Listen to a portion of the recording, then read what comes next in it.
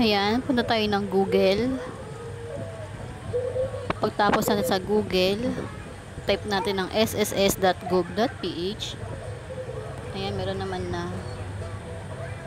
Tapos member login. Matagal lang mag-ano internet. Then after nyan,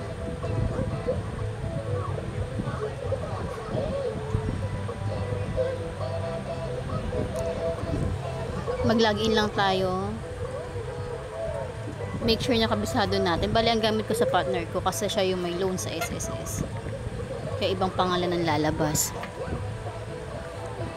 Ayan. Then, password. After nyan,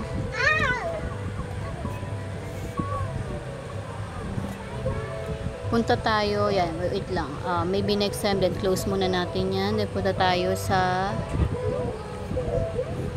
payment or reference, PRN, ganyan.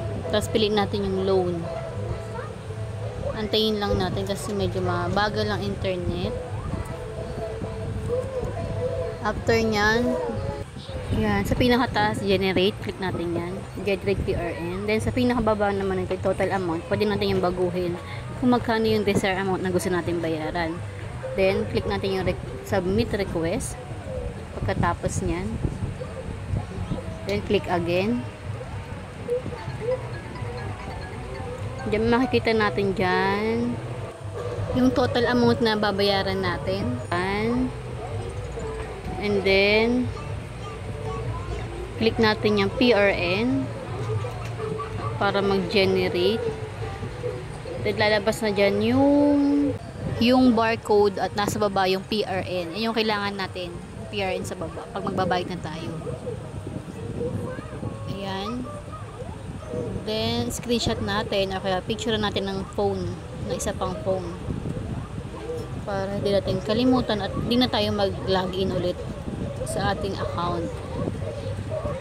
After yan, ayan na rin yung kung kailan ang due date natin sa pagbabayad. Ayan, okay na. Then, may susunod naman na kung gusto nyo pang lakihan naman yung gusto nyo bayaran, pwede nyo naman baguhin. Yan, click nyo lang yan, no, yung amount to be paid. Yan, baguhin nyo pwede yan. Kung magkano gusto nyo. Kunyari, nilagay ko is 400. Ayan, generate ulit. Yan, kopyahin nyo lang yung PRN nya. Thank you sa panonood.